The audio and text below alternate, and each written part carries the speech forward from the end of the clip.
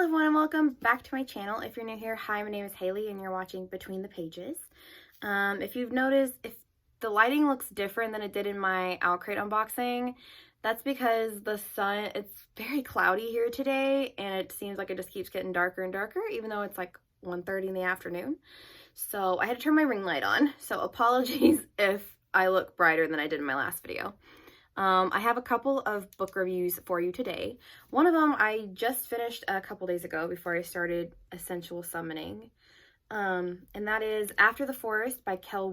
This was last month before, Owl Crate adult fantasy book. I didn't film it because it was during that like month or two where I didn't film any videos. So that's why you didn't see this, but that's what it looks like. We might as well do a mini like unboxing. This is what it looks. On the back it says, "You cannot keep a witch from her nature. Sooner or later it will bite back." And this is what it looks like. I love this green foiling on the black background. It's so pretty.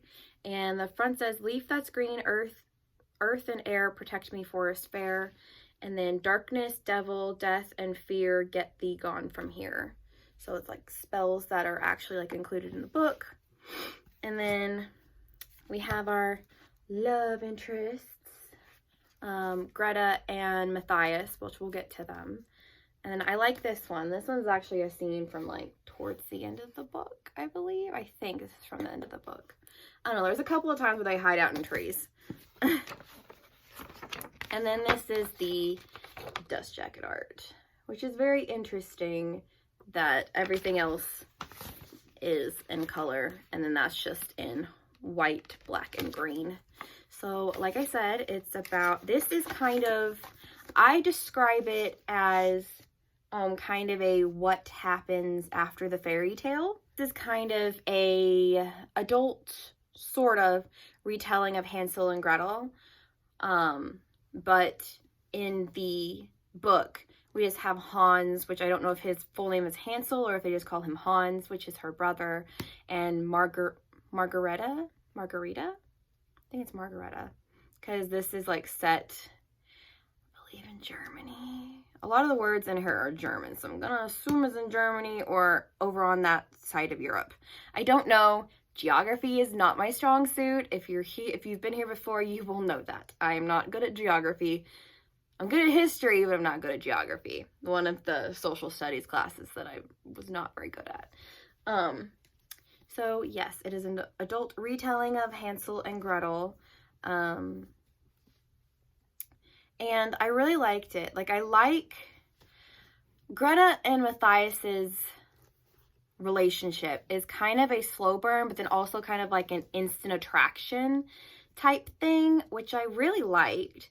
And Matthias has shape-shifting abilities. He shapeshifts into a bear, but the way it's described, and I'm not really spoiling anything because you kind of figure this out, I think about like 25% or so into the book. I think you find out that he's basically a werebear, so like he doesn't have any control over when he becomes a bear. Kind of, it's like when he gets angry, so kind of think like the wolves from Twilight, that they kind of instantly shift when they get angry or upset.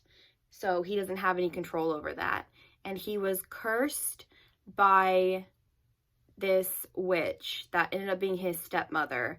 And then by the end of the book, you find out that Greta and Hans' stepmother is the same person. So if you follow my Tumblr, my very last like post about this book was, okay, that's fucking creepy. Because now Matthias and Greta had the same stepmother, but they were like separated by centuries.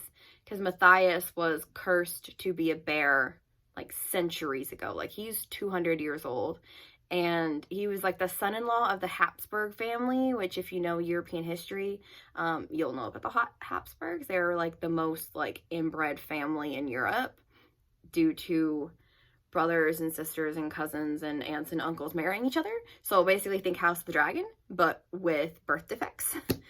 And so, yeah, I really liked this. It was kind of, I felt like it was a slow burn. On Storygraph, people were saying that the pace was very fast, but it took me about a week and a half to 2 weeks to get through this. And it wasn't just because it was like really slow. Like, I kind of described it as like The Witch, like the movie The Witch, where it's like it's very slow and it's like an exploration of like character and relationships and stuff like that. And like in this book, you find out that Greta, well, in this book, there's two versions of magic. There's tatter magic, which is like chaotic and it's basically like dark magic. And then you have like green witch, green something, hedge something. I don't know, I can't remember. It's not brought up very much. So basically like tatter magic is the bad magic, and then like green witchery, green whatever, hedge whatever is the good magic.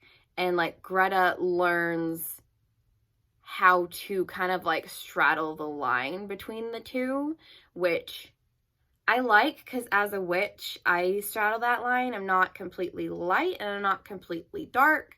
Kind of like in the craft where it's like there's no black magic or white magic. There's like whatever it is inside the heart of the witch, like in their intentions and stuff like that. So I really liked it. I know this is like very incoherent, but that's just because this book is like is very kind of dense in a way, which I'm quickly finding out that that's how adult fantasy is.